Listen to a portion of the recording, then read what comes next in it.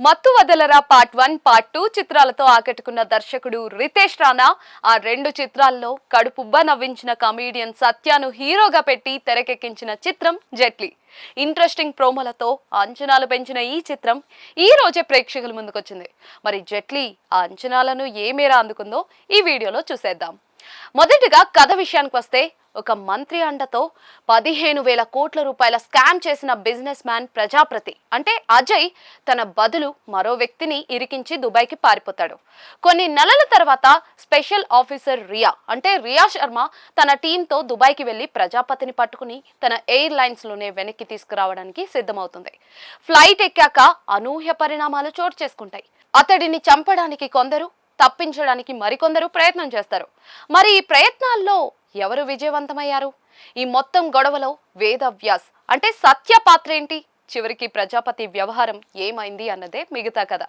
కథనం విశ్లేషణ విషయానికి వస్తే, కామెడీ పాత్రలు చేసే సత్యాను హీరోగా పెట్టి జెట్లీ సినిమాను అనౌన్స్ చేయడం మొదలు ఈ చిత్రం మేకింగ్ దశలో ఉండగా రిలీజ్ దగ్గర పడ్డాక రితేష్ రాణా అండ్ టీమ్ చేసిన ప్రోమో వీడియోల్లో ఏది చూసినా కూడా నవ్వాపుకోవడం కష్టం. అయితే ప్రోమోల్లోనే ఇంత ఫన్ ఉందంటే ఇక సినిమాలో ఇంకెంతగా నవ్వులు పండిస్తారో అని మంచి అంచనాలతో థియేటర్లకు వెళ్లిన ప్రేక్షకులకు నిరాశ తప్పదు. ప్రోమోల్లో చూపించినంత సెన్స్ ఆఫ్ హ్యూమర్ సినిమాలో చూపించలేకపోయాడు రితేష్ రాణా. తన రైటింగ్ అంతా కూడా ప్రోమోల కోసమే పెట్టేశాడా అన్నట్లుగా తయారైంది సినిమా పరిస్థితి. అక్కడక్కడ కొన్ని జోకులు పేలాయి. సత్య తన వరకు ఎంటర్టైన్ చేయగలిగాడు తప్పితే మొత్తంగా చూస్తే జెట్లీ అంచనాలకు చాలా దూరంలో ఆగిపోయింది. రేపొద్దున్న ఓటీటీలో రిలీజ్ అయినప్పుడు తీరిగ్గా చూస్తూ ఉంటే విడివిడిగా కొన్ని సీన్లు నవ్వించొచ్చు, కొన్ని జోకులు బాగానే అనిపించవచ్చు. కానీ బిగ్ స్క్రీన్ ముందు కూర్చున్నప్పుడు ఇవ్వాల్సినంత జోష్ మాత్రం ఈ సినిమా ఇవ్వలేకపోయింది. చాలా వరకు డల్లుగా సాగిన జెట్లీ సరిపడా ఎంటర్టైన్మెంట్ డోస్ ఇవ్వలేక బోర్ కొట్టించేస్తుంది. కామెడీ అనేది కత్తి మీద సాము లాంటిదే. టైమింగ్ సరిగ్గా కుదిరితే నవ్వులు పండుతాయి, లేదంటే నవ్వుల పాలు కాక తప్పదు. తన తొలి చిత్రం మత్తు వదలరాలో నవ్వించి థ్రిల్ చేసిన రితేష్ రాణా రెండో సినిమా హ్యాపీ బర్త్డేలో టైమింగ్ కుదరక ప్రేక్షకులకు బోర్ కొట్టించేశాడు. ఆపై మత్తు వదలరా 2తో ఫామ్ అందుకుని నవ్వించిన అతడు జెట్లీతో గాడి తప్పేశాడు. కామెడీ సినిమాల్లో కథ అన్నది పెద్ద విషయం కాదు, కానీ ఇందులో అది మరీ మొక్కుబడి వ్యవహారం అయిపోయింది.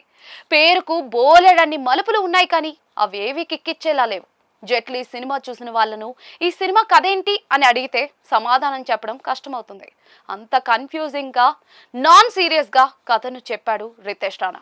అయితే కామెడీ వర్కౌట్ అయినప్పుడు కథ గురించి ప్రేక్షకులు పెద్దగా పట్టించుకోరు, కానీ అది కుదరనప్పుడే సమస్య మొదలవుతుంది. జెట్లీలో అదే జరిగింది. సత్య పాత్రను పరిచయం చేసిన తీరు, వెన్నెల కిషోర్ తో తన కాంబినేషన్ లో వచ్చే కొన్ని సన్నివేశాలతో మొదట్లో జెట్లీ ఎంగేజింగ్ గానే అనిపిస్తుంది. Ritesh Rana mark meme comedy targeted audience ని నవ్విస్తుంది.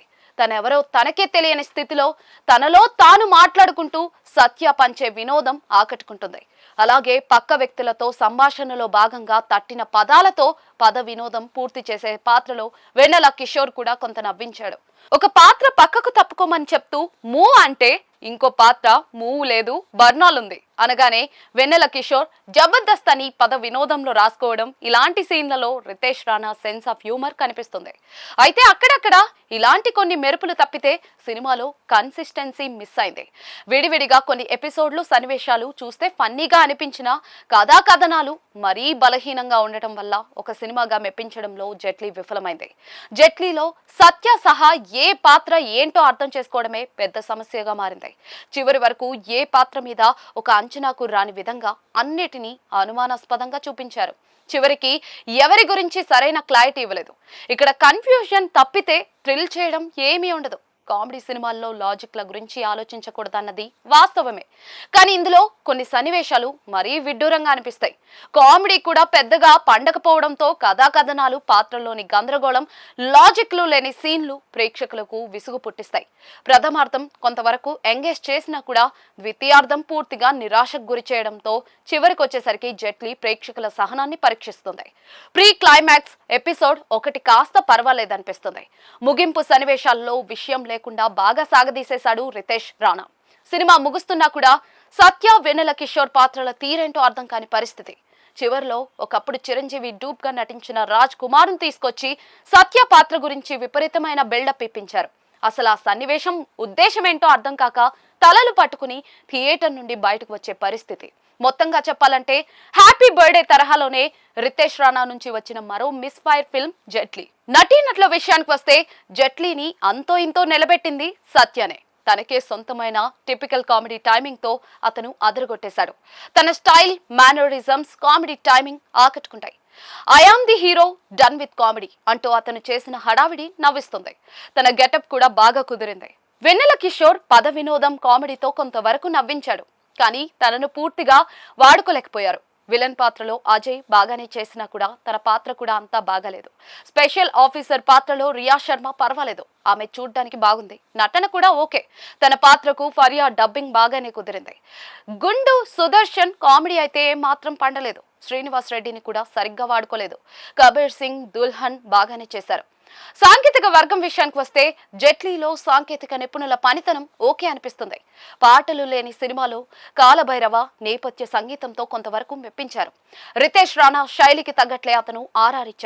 కానీ కొన్ని చోట్ల బీజిఎం లైట్ అవడంతో సినిమా మరీ డల్ అయిపోయిన భావన కలుగుతుంది.